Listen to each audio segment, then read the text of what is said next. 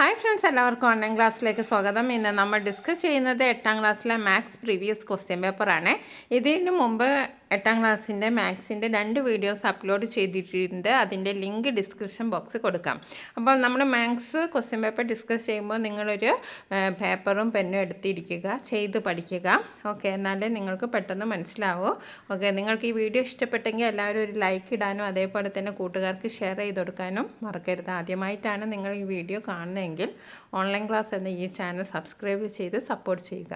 Okay, നമുക്ക് ആദ്യത്തെ ചോദ്യം നോക്കാം. Write any 4 questions from 1 to 6. Each question carries 2 scores ആണ്. അപ്പോൾ നമുക്ക് ആദ്യത്തെ ചോദ്യം നോക്കാം. ചിത്രത്തിലെ ത്രികോണങ്ങളിൽ തുല്യമായ 2 ജോഡി കോണുകൾ എഴുതുക.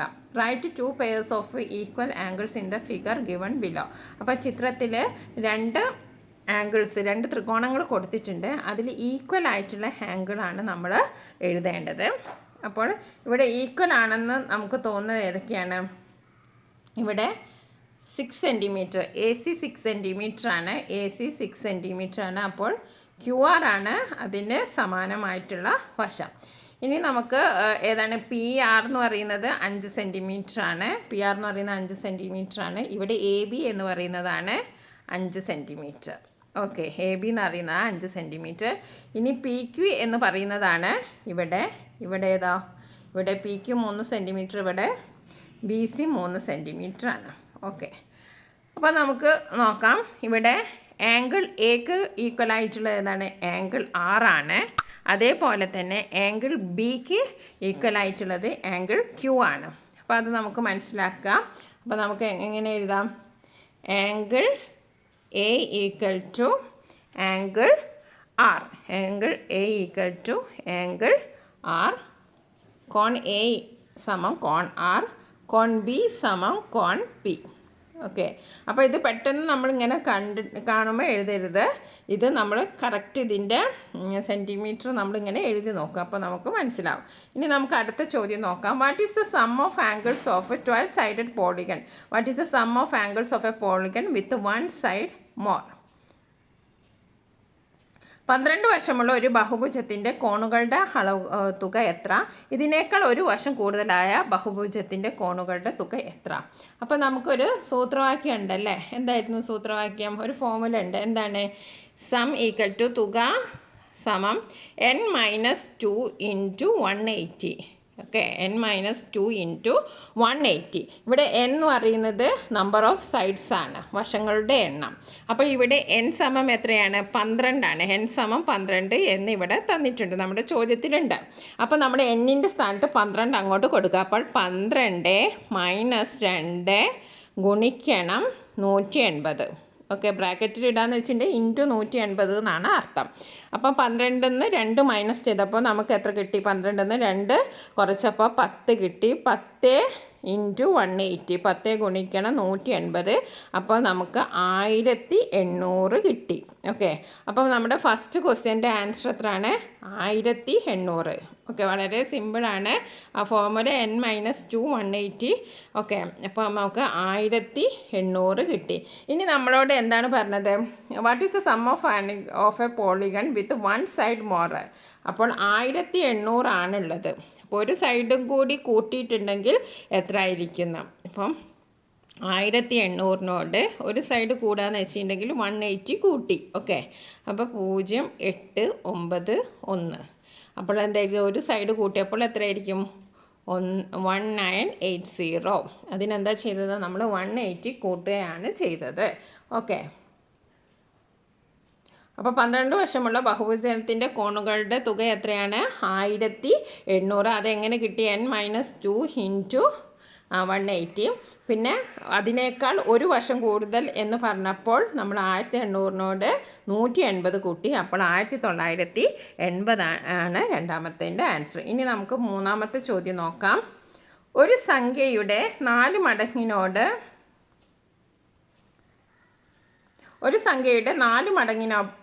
4 കൂട്ടിയപ്പോൾ 40 കിട്ടി. സംഖ്യയുടെ 4 മടങ്ങ് എത്ര? സംഖ്യ ഏത്?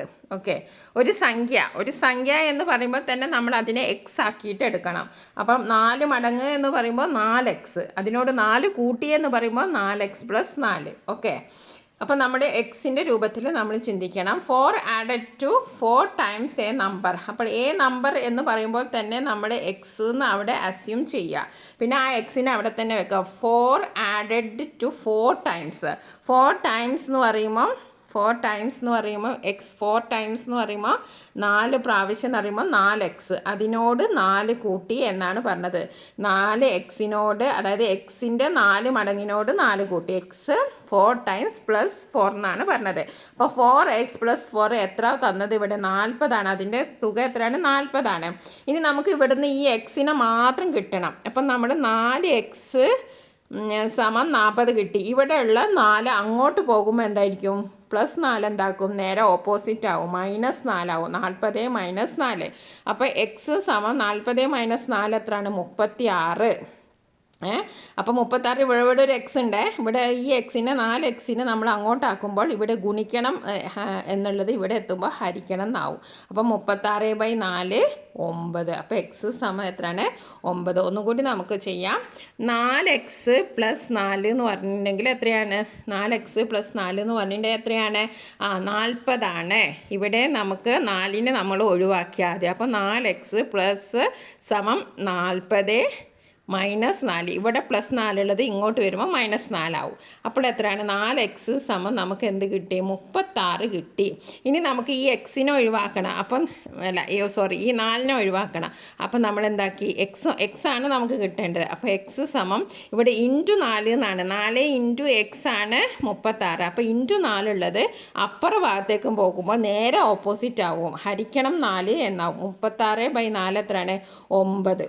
ഓക്കെ. അപ്പോൾ നമുക്ക് 9 എന്ത് കിട്ടി? എക്സ് കിട്ടി. 9 കിട്ടി. ഇനി നമ്മുടെ ചോദ്യം നമുക്ക് നോക്കാം. എന്താണ് ഇവിടെ ചോദ്യം? ഇവിടെ ചോദ്യം എന്താണ്? What is the 4 times of the number? 4 times എന്ന് പറഞ്ഞിട്ടുണ്ടെങ്കിൽ എത്രയാണ്? 4 ടൈംസ് ഓഫ് ദ നമ്പർ എത്രയാണ്? എക്സ് 9 ആണല്ലേ. അപ്പോൾ 4 ടൈംസ് എന്ന് പറയുമ്പോൾ എത്രയാണ്? 9 × 4 എത്രയാണ്? 36. ഇനി അടുത്തത് ഫൈൻഡ് ദ നമ്പർ എത്രയാണ്? 9. ഓക്കെ. അപ്പോൾ അത് നമുക്കത് കിട്ടി. ഇനി അടുത്ത ചോദ്യം നോക്കാം. ഇവിടെ സംഖ്യയുടെ 4 മടങ്ങ് എന്ന് പറഞ്ഞപ്പോൾ എത്രയാണ്? 36 സംഖ്യ ഏതെന്ന് ചോദിച്ചാൽ 9. ഓക്കെ. ഇനി അടുത്തത് നമ്മൾ -3 + 2 അത് ചെയ്യണം. 7 - -3. ഇത് നമ്മൾ നേരത്തെ നമ്മൾ പ്രീവിയസ് ക്വസ്റ്റ്യൻ പേപ്പർ ഡിസ്കസ് ചെയ്തിരുന്നു. അതേ പാറ്റേണുള്ള ക്വസ്റ്റ്യൻ ആണ്, ഒരു മാറ്റവും ഇല്ല. അപ്പം നമ്മൾ എന്താ ചെയ്യേണ്ടത്? അപ്പം -2 + 2. അപ്പം വ്യത്യസ്ത ചിഹ്നമാണ് വന്നത്. അപ്പോൾ നമ്മൾ ഏറ്റവും കൂടുതലുള്ളതിൻ്റെ ചിഹ്നം ഇട്ടു. എന്നിട്ട് നമ്മൾ കുറച്ച് -3 + 2 പോയാൽ എത്രയാണ്? 1. അപ്പോൾ ആദ്യത്തേൻ്റെ ഉത്തരം -1 -1. ഇനി അടുത്തതാണ് നമ്മൾ ശ്രദ്ധിക്കേണ്ടത്. 7 - -3. ഇങ്ങനെ ഈ 2 മൈനസുകളും ഒന്നിച്ച് വന്നാൽ അവിടെ എന്താക്കും? അവിടെ ഓപ്പോസിറ്റ് ആവും. അതാണ് ഇതിലൊരു എക്സെപ്ഷണൽ കേസ് ഉള്ളത്. അപ്പോൾ അത് തന്നെയാണ് എക്സാമിന് അധികവും ചോദിക്കുന്നത്. ഇങ്ങനെ 2 മൈനസ് സൈൻ അടുത്ത് വന്നിട്ടുണ്ടെങ്കിൽ ഇവിടെ എന്താ ട്വിസ്റ്റ് സംഭവിക്കുക? 7 + 3 മാറും. അപ്പോൾ നമ്മുടെ ആൻസർ എത്രയാണ്? ഇവിടെ 7 + 3 10. ഓക്കെ. അപ്പോൾ വളരെ എളുപ്പമാണ്. ഈ ടൈപ്പ് ചോദ്യം തന്നെയാണ് കഴിഞ്ഞ ക്വസ്റ്റ്യൻ പേപ്പറിലും വന്നത്. അപ്പോൾ വളരെ ശ്രദ്ധിക്കുക. പിന്നെ -3 + 2 എന്ന് പറയുമ്പോൾ നമ്മൾ മൈനസിൻ്റെ സൈൻ ഇട്ടെടുത്തു. -3 + 2 പോയാൽ 1. ഇവിടെ 7 -2 വന്നതുകൊണ്ട് അവിടെ പ്ലസ് സൈൻ ഇട്ട് കൊടുക്കണം. 7 + 3 ദാറ്റ് ഈസ് 10. ഓക്കെ. അപ്പോൾ എല്ലാവർക്കും മനസ്സിലായി. എല്ലാവരും പെന്നും പേപ്പറും എടുത്തിട്ട് ഇത് ചെയ്യണം കേട്ടോ. ഇനി അടുത്ത 5ാമത്തെ ചോദ്യം നോക്കാം. x + y². ഇത് നമ്മുടെ ഒരു ഫോർമുല അല്ലേ? a+b² a² + 2ab + b². അതിൻ്റെ ഒരു ഇതാണ്. x + y² എന്ന് പറയുമ്പോൾ x² പ്ലസ്, അപ്പോൾ ഇവിടെ എന്താണ് നമ്മൾ എഴുതേണ്ടത്? 2xy ആണ് ഇവിടെ എഴുതേണ്ടത്. 2xy 2xy s² + 2xy + y². എല്ലാ സൂത്രവാക്യങ്ങൾ ഈ ഒരു പാറ്റേണുള്ള കുറേ എണ്ണം ഉണ്ട്. അത് നിങ്ങൾ പഠിച്ചിരിക്കണം. ഇനി അടുത്തത് 21² = 400 + 1. അപ്പോൾ ഇവിടെ 400 തന്നിട്ടുണ്ട്, 1 തന്നിട്ടുണ്ട്. അപ്പോൾ 20 + 1² അല്ലേ? ഇവിടെ 400 1 തന്നിട്ടുണ്ട്. 20 + 1² ആണ് 21². അപ്പോൾ ഈ നടുവിലുള്ള നമ്മൾ എന്താ ചെയ്യേണ്ടത്? 2 ഗുണിക്കണം xy. ഇവിടെ x എത്രയാണ്? 20. ഇവിടെ y എത്രയാണ്? 1. 20 ഗുണിക്കണം 1 20. 2 × 20 ഗുണിക്കണം 1 എന്ന് പറഞ്ഞിട്ടുണ്ടെങ്കിൽ 40. അപ്പോൾ ഇവിടെ എന്താ എഴുതേണ്ടത്? 40. ഓക്കെ, അപ്പോൾ അത് നിങ്ങൾക്ക് മനസ്സിലായി എന്ന് വിചാരിക്കുകയാണ്. അതായത് ഒന്നും കൂടി പറയാം, X plus Y whole square. അപ്പോൾ ഇവിടെ 20 + 1 ഹോൾ സ്ക്വയർ. അപ്പോൾ ഇതിൻ്റെ നമ്മൾ ചെയ്തിട്ടുണ്ടെങ്കിൽ എങ്ങനെയൊക്കെ 20 സ്ക്വയർ എന്ന് പറയുന്നത് എത്രയാണ്? 20 സ്ക്വയർ എന്ന് പറയുന്നത് എത്രയാണ്? 400. അപ്പോൾ 20 × 1 20, 2 × 20 എന്ന് പറയുന്നത് 40. ഓക്കെ, 40 പിന്നെ 1. ഇതാണ് ഇതിൻ്റെ ഒരു പാറ്റേൺ. അപ്പോൾ 20 × 1 ചെയ്തിട്ട് ഇവിടെ പ്ലസ് ചെയ്ത് പോകരുത് കേട്ടോ. 20 × 1 പിന്നെ 2. ഓക്കെ, ഇനി നമുക്ക് അടുത്ത ചോദ്യം നോക്കാം. അടുത്തത്, ഒരു ലൈനിൽ ആസിഡും വെള്ളവും തമ്മിലുള്ള അംശബന്ധം 3:2 ആണ്. വെള്ളത്തിൻ്റെ അളവ് 6 ലിറ്റർ ആണെങ്കിൽ ആസിഡിൻ്റെ അളവ് എത്ര? ആകെ ലിറ്റർ ലായനി ഉണ്ട്. അപ്പോൾ ഒരു ലായനി ഉണ്ട്, അതിൽ 3 ആസിഡും 3 ഭാഗം ആസിഡും 2 റേഷ്യോ വെള്ളവുമാണ്. അപ്പോൾ വെള്ളത്തിൻ്റെ അളവ് 6 ലിറ്റർ ആണെങ്കിൽ ആസിഡിൻ്റെ അളവ് എത്ര എന്നാണ് ചോദിച്ചത്. The ratio of acid and water in A liquid is 3:2. If the liquid contains 6 liters of water, find the measure of acid. How many litres of liquid is the total? അപ്പോൾ ഇവിടെ ആസിഡും വാട്ടറും. അപ്പോൾ നമ്മളവിടെ എഴുതാം ആസിഡ് വാട്ടർ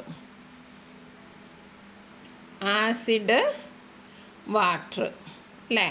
ആസിഡും വാട്ടറുള്ള ratio അംശബന്ധം എത്രയാണ്? 3:2 ആണ് തന്നിട്ടുണ്ട്. 3:2. അപ്പോൾ നമ്മൾ എന്താ ചെയ്യേണ്ടത്? ഇവിടെ വാട്ടർ എത്രയാണ്? 6 ലിറ്റർ ആണ് തന്നിട്ടുണ്ടല്ലേ. തന്നിരിക്കുന്ന വെള്ളത്തിൻ്റെ അളവ് 6 ലിറ്റർ ആണ് ഇവിടെ തന്നിട്ടുണ്ട്. വെള്ളത്തിൻ്റെ അളവ് 6 ലിറ്റർ ആണ് ഇവിടെ തന്നിട്ടുണ്ട്. അപ്പോൾ നമുക്ക് ഇതൊരു എക്സ് ആയിട്ട് എടുക്കാം. അപ്പോൾ 2x =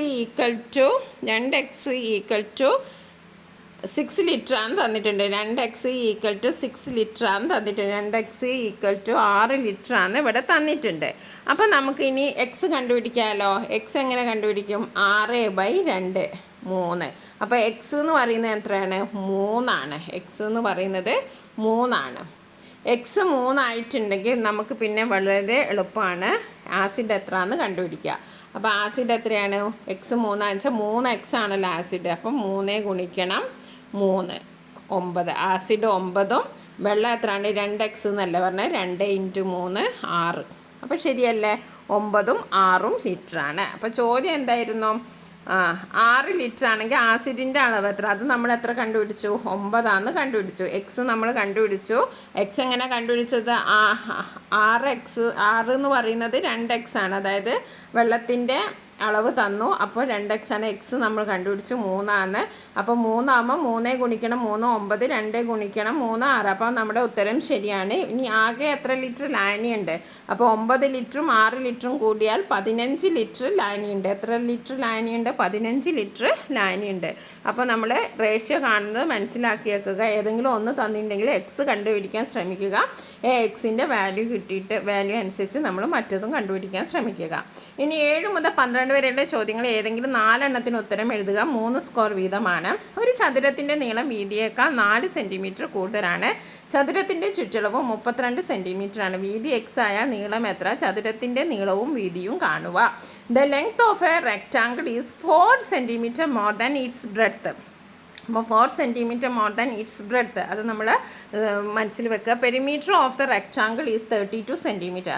if the breadth is X then what is it's length? Find the length and breadth of the rectangle. Okay, അപ്പോൾ ഇവിടെ ആദ്യത്തെ ചോദ്യം എന്താണ്? ഇഫ് ബ്രെഡ്ത്ത് ഈസ് എക്സ് ആണ്, ബ്രെഡ്ത്ത് എന്ന് പറയുന്നത് എക്സ് ആണെച്ചാൽ ലെങ്ത്ത് എത്ര ആയിരിക്കും? ലെങ്ത്ത് എന്തായിരിക്കും? x+4 ഇവിടെ തന്നിട്ടുണ്ടല്ലോ. ഇവിടെ എന്താ തന്നിട്ടുള്ളത്? Length of the rectangle is 4 centimetre more than breadth. അതായത് ബ്രെഡ്ത്ത് ഇവിടെ എക്സ് ആണെന്ന് തന്നിട്ടുണ്ട്. അപ്പോൾ നമ്മളവിടെ എക്സ് തന്നെ എഴുതി വെക്കുക. അപ്പോൾ the length of the rectangle is 4 centimetre more than X. അപ്പോൾ ലെങ്ത്ത് എന്ന് പറയുന്നത് x+4. Okay, X plus 4. ഒരു ചതുരത്തിൻ്റെ നീളം 4 സെൻറ്റിമീറ്റർ കൂടുതലാണ് തന്നിട്ടുണ്ട്. അപ്പോൾ ചതുരത്തിൻ്റെ നീളം എത്രയാണ്? വീതി എക്സ് ആണ്. വീതി എക്സ് ആണെന്ന് വെച്ചാൽ വീതിയേക്കാൾ 4 സെൻറ്റിമീറ്റർ കൂടുതലാണെന്ന് പറഞ്ഞു. അപ്പോൾ എക്സ് പ്ലസ് 4. ഇനി ചതുരത്തിൻ്റെ നീളവും വീതിയും കാണാനാണ് പറഞ്ഞിരിക്കുന്നത്. അപ്പോൾ നീളവും വീതിയും കാണാൻ ഇവിടെ ഒരു ക്ലൂ നമുക്ക് തന്നിട്ടുണ്ട്. ചതുരത്തിൻ്റെ ചുറ്റളവ് അഥവാ പെരിമീറ്റർ 32 സെൻറ്റിമീറ്റർ ആണ് തന്നിട്ടുണ്ട്. ആ ക്ലൂ വെച്ചിട്ടാണ് ഇനി നമ്മൾ ചെയ്യേണ്ടത്. അപ്പോൾ നമുക്കൊന്ന് ചെയ്തു നോക്കാം. അപ്പോൾ നമുക്ക് പെരിമീറ്റർ ഇവിടെ തന്നിട്ടുണ്ട്. ഓക്കെ, പെരിമീറ്റർ എന്ന് പറഞ്ഞാൽ എന്താണ്? L2 × L+B ആണ് പെരിമീറ്റർ എന്ന് പറയുന്നത്. അതെന്താണ്? അത് 32 ഇവിടെ തന്നിട്ടുണ്ട്. അപ്പോൾ നമുക്കിതൊന്ന് ചെയ്ത് നോക്കാം. L+B ഒറ്റക്കാക്കി. അപ്പം 32, ഇവിടെയുള്ള 2 അങ്ങോട്ട് പോകുമ്പോൾ 32/2, 32 ഹരിക്കണം 2, അതായത് 16. ഓക്കെ, അപ്പോൾ L+B എന്ന് പറയുന്നത്, അതായത് നീളവും വീതിയും തമ്മിൽ കൂട്ടിയാൽ L+B എന്ന് പറഞ്ഞാൽ നീളം വീതി, ലെങ്ത്ത് പ്ലസ് ബ്രെഡ്ത്ത് ആണല്ലോ 16 അല്ലേ? നീളം പ്ലസ് വീതി എന്ന് പറയുന്നതാണ്, നീളം പ്ലസ് വീതി എന്ന് പറയുന്നതാണ് 16. അപ്പം നമുക്ക് ഇതിൽ നിന്ന് കണ്ടെത്തിക്കൂടെ? അതായത് എന്താണ് ഇവിടെ ചോദ്യത്തിൻ്റെ ആദ്യം പറഞ്ഞത്? എന്താണ്? ചതുരത്തിൻ്റെ നീളം വീതിയേക്കാൾ 4 സെൻറ്റിമീറ്റർ കൂടുതലാണ്. വീതിയേക്കാൾ 4 സെൻറ്റിമീറ്റർ കൂടുതലാണെന്നാണ് ഇവിടെ പറഞ്ഞിരിക്കുന്നത്. അപ്പോൾ നമുക്കിത് എങ്ങനെ ചെയ്യാം? L+B, അതായത് എക്സ്, നീളവും വീതിയും നമ്മൾ എക്സ് ആയിട്ടാണ് സങ്കല്പിക്കുന്നത്. അപ്പം നമ്മൾ ആദ്യം തന്നെ ലെങ്ത്ത് x+4 ഇവിടെ കൊടുത്തു. ഓക്കെ, എക്സ് എന്ന് പറയുന്നത് വീതിയേക്കാൾ 4 കൂടുതലാണ് നീളം. ഓക്കെ, അതാണ് ഈ 16. അതായത് നീളം പ്ലസ് വീതിയാണ് ഈ 16. ഇനി നമുക്കിത് ചെയ്ത് നോക്കാം. എക്സും എത്രയാണ്? 2x. 2x + 4 = 16. Okay, 2x + 4 16. 2x + 4 = 16. ഇനി നമുക്ക് 2x ഒറ്റക്കാക്കുക. അപ്പോൾ 16 + 4 അങ്ങോട്ട് പോകുമ്പോൾ -4, ദാറ്റ് ഈസ് 12. 12 കിട്ടി. ഇനി 2x = 12 ആണ്. ഇവിടെ x മാത്രം നമുക്ക് കിട്ടി. അപ്പം 12 ഹരിക്കണം 2/2 6. അപ്പോൾ 6 കിട്ടി. അപ്പോൾ ഇനി നമുക്ക് ആൻസർ എഴുതിക്കൂടെ? x + 6 ആണ് x, അതായത് ബ്രെഡ്ത്ത്, വീതിയാണ് എക്സ്. എക്സ് എന്ന് പറയുന്നത് എത്രയാണ്? 6. വീതി 6ഉം പിന്നെ 6നേക്കാൾ 4 കൂടുതലാണ് ലെങ്ത്ത്. അപ്പോൾ 10. 6നേക്കാൾ 4 കൂടുതൽ എന്ന് പറഞ്ഞിരുന്നത് 6 + 4 10. ഓക്കെ, വളരെ സിമ്പിളാണ്. കുറച്ചൊരു കൺഫ്യൂഷൻ ഉണ്ടാക്കാനായിട്ട് കുറച്ച് കാര്യങ്ങൾ കൊടുത്തിട്ടുണ്ട്. പക്ഷേ നമ്മൾ ബേസിക് ആയിട്ടുള്ള കാര്യങ്ങളും മറന്നു പോകരുത്. അതായത് ചതുരത്തിൻ്റെ ചുറ്റളവ് എന്ന് പറയുന്നത് 2 ഗുണിക്കണം നീളം പ്ലസ് വീതിയാണ്. ഇവിടെ നീളം എന്ന് പറയുന്നത് വീതിയേക്കാൾ 4 സെൻറ്റിമീറ്റർ കൂടുതലാണെന്ന് തന്നിട്ടുണ്ട്. അപ്പോൾ നമ്മൾ വീതി എക്സ് എടുത്തു. എക്സ് + x+4 നമുക്ക് 16 കിട്ടിയല്ലേ? ആ 16 കിട്ടിയൊക്കെ നമ്മളിവിടെ എങ്ങനെയാണെന്നൊക്കെ പറഞ്ഞിട്ടുണ്ട്. അപ്പോൾ 16 കിട്ടി. പിന്നെ ആ 16ൽ നിന്ന് നമ്മൾ എക്സ് കണ്ടുപിടിച്ചോ. അപ്പോൾ 6. അപ്പോൾ നിങ്ങൾ പേപ്പറും പെന്നും എടുത്ത് ചെയ്ത് നോക്കുക, എന്നാലേ ഇത് മനസ്സിലാവൂ. ഓരോ സ്റ്റെപ്പ് പറയുന്നതിനനുസരിച്ച് നിങ്ങൾ ചെയ്ത് നോക്കണം. ഇനി അടുത്ത എന്താണ്? ഒരു കൺസ്ട്രക്ഷനാണ്. കൺസ്ട്രക്ഷനൊക്കെ നമ്മൾ ലാസ്റ്റ് പറഞ്ഞു തരാം. ഇവിടെ എന്താണ്? 3.25 സെൻറ്റിമീറ്റർ ആരമുള്ള വൃത്തം വരയ്ക്കാനാണ്. ഓക്കെ, 3.25 3.25 എന്ന് പറഞ്ഞിട്ടുണ്ടെങ്കിൽ അതിൻ്റെ ഡബിൾ എടുക്കുക ആദ്യം. 3.25ൻ്റെ ഡബിൾ എന്ന്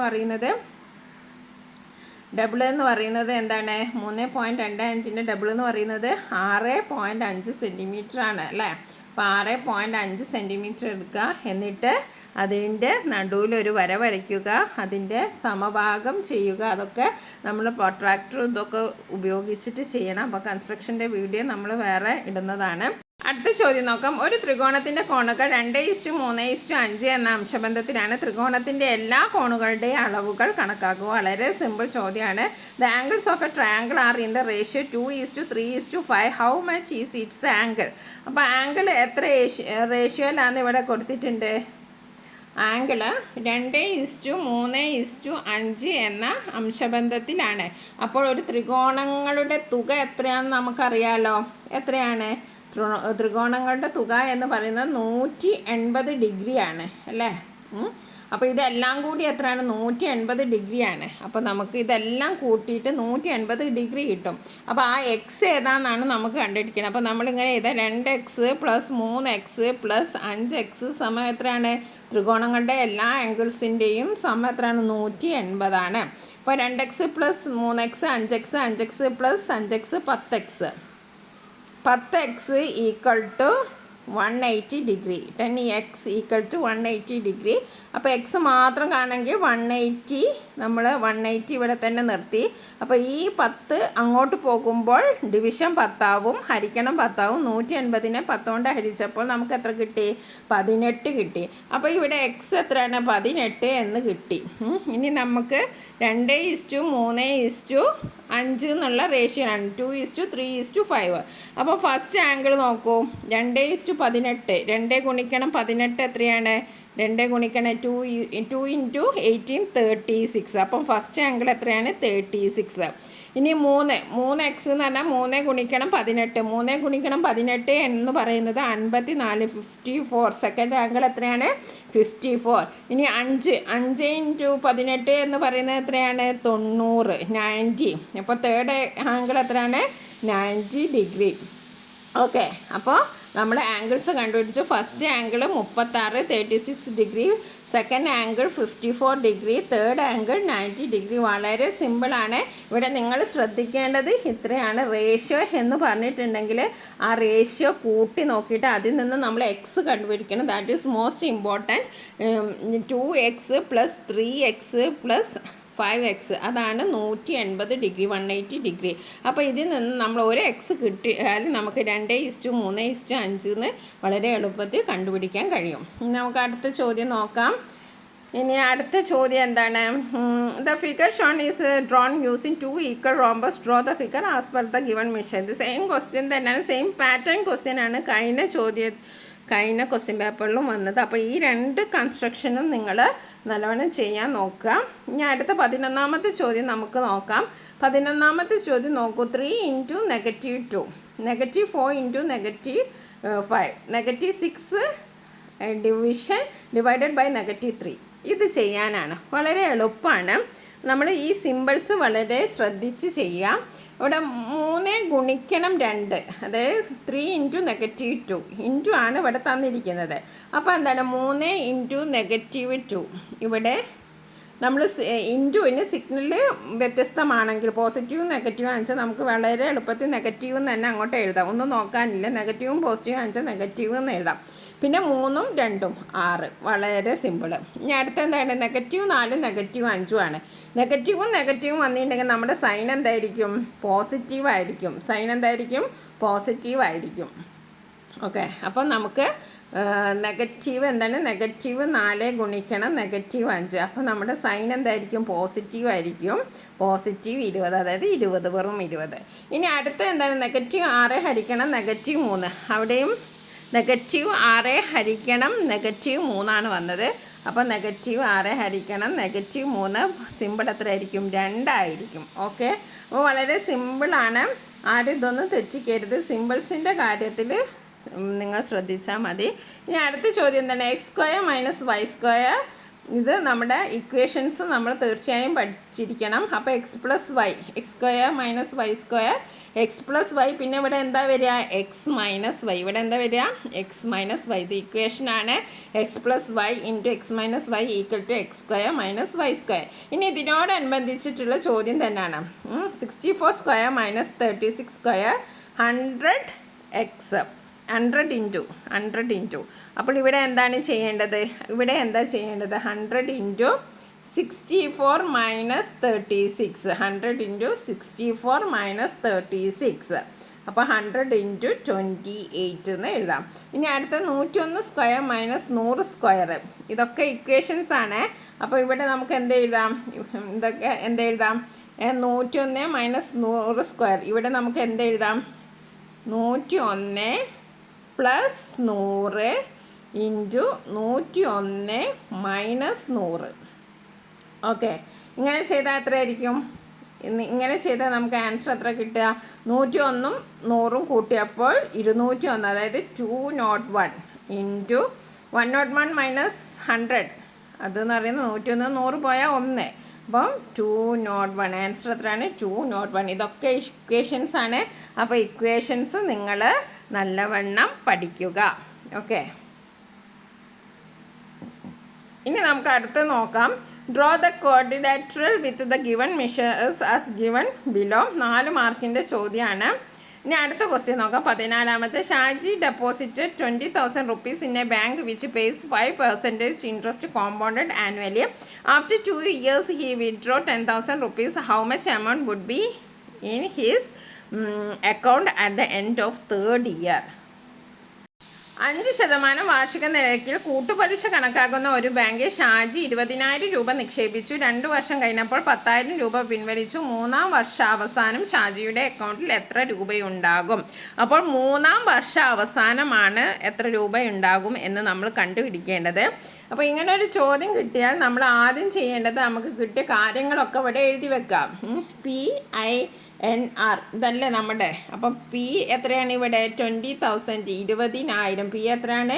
20,000. പിന്നെ റേറ്റ് ഓഫ് ഇൻട്രസ്റ്റ് എത്രയാണ്? പലിശ നിരക്ക് 5%. ഇതൊക്കെ നമ്മൾ ആദ്യം എഴുതി വെക്കാം.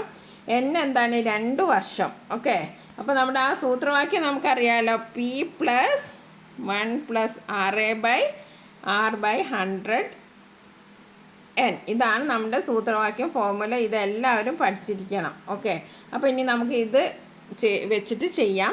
അപ്പോൾ നമ്മുടെ പി എന്ന് പറയുന്നത് എത്രയാണ്? 20,000 ആണ്.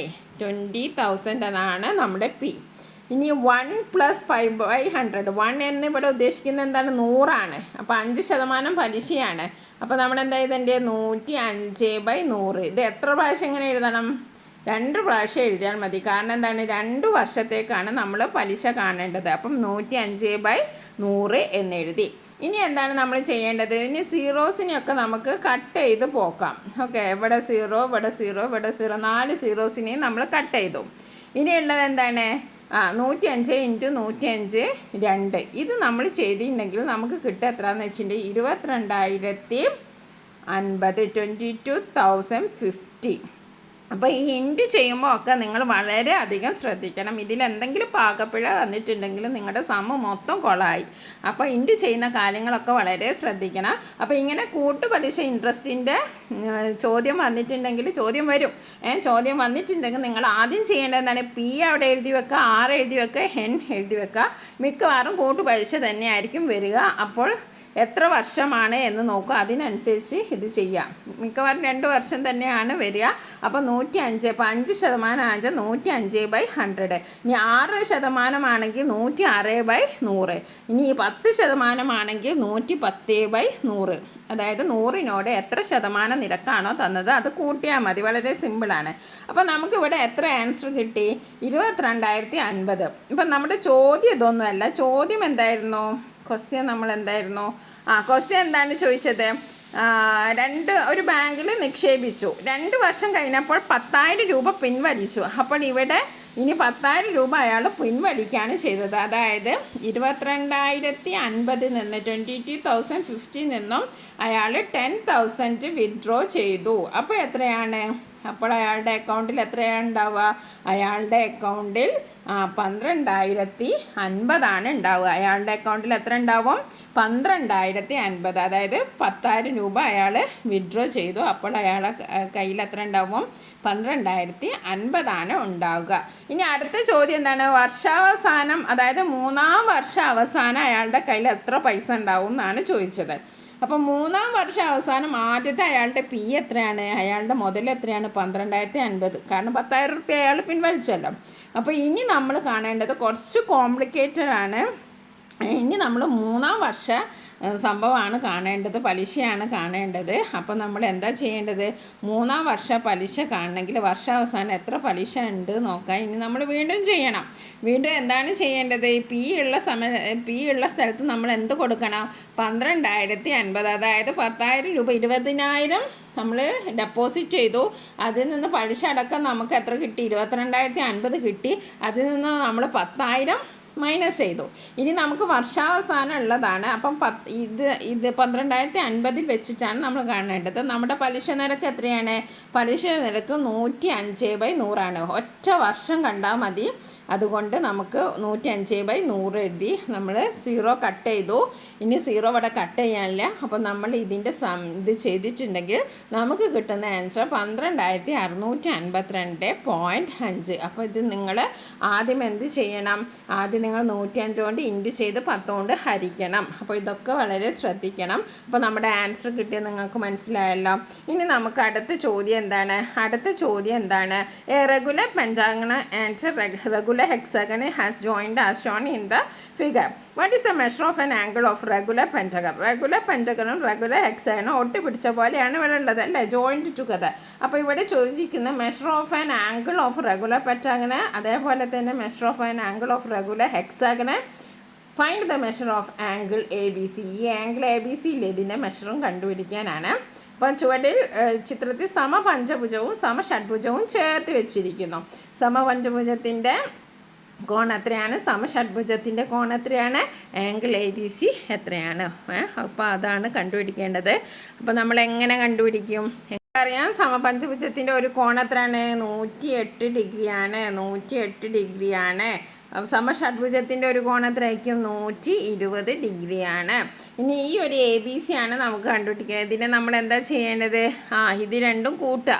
ഇത് രണ്ടും കൂട്ടുമ്പോൾ എത്രയായിരിക്കും? 108ഉം 120ഉം കൂട്ടുമ്പോൾ നമുക്ക് 228 കിട്ടും. ആ 228 നിന്ന് 360 കുറച്ചാൽ നമുക്ക് ആൻസർ കിട്ടും.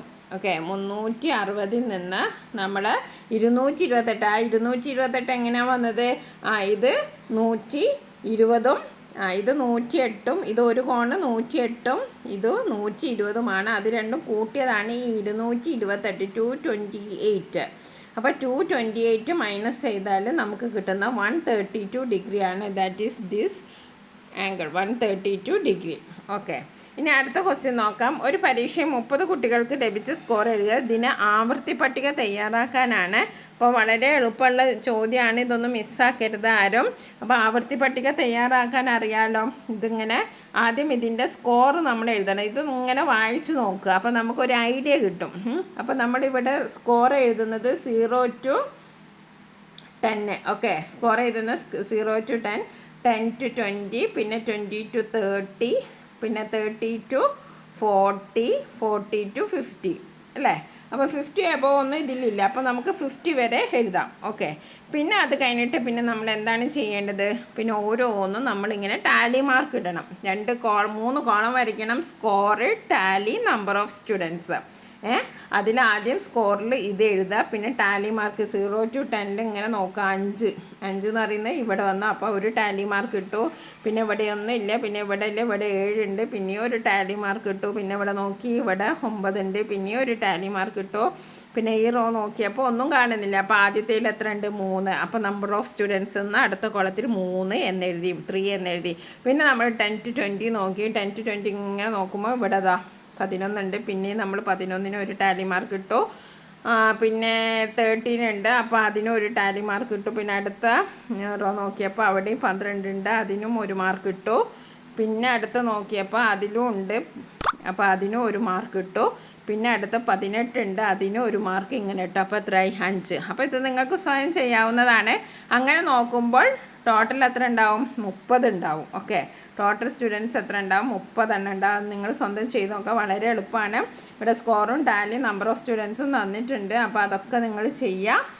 നോക്കുമ്പോൾ 30 ഇവിടെ ഉണ്ടാവുക. Total score, number of students 30 how many students scored more than 30? അപ്പോൾ ഇങ്ങനെ നോക്കുമ്പോൾ മോർ ദാൻ 30 എന്ന് പറയുമ്പോൾ 30 to 40ഉം 40 to 50ഉം ഈ 2 കോളത്തിലുള്ള എത്ര ആൾക്കാരുണ്ട് എന്ന് നോക്കുക. 40 to 50 ഈ 2 കോളത്തിൽ, അതായത് മോർ ദാൻ 30, 30ൻ്റെ മുകളിൽ എന്ന് പറയുന്നത് ഈ 2 സ്കോർ ആയിരിക്കും. അത് 2 കൂട്ടിയാൽ നിങ്ങൾ ചെയ്തിട്ടുണ്ടെങ്കിൽ നിങ്ങൾക്ക് കിട്ടുക 7 + 6 13 ആയിരിക്കും ആൻസർ കിട്ടുക. ഇനി നമുക്ക് അടുത്ത സെക്ഷൻ നോക്കാം.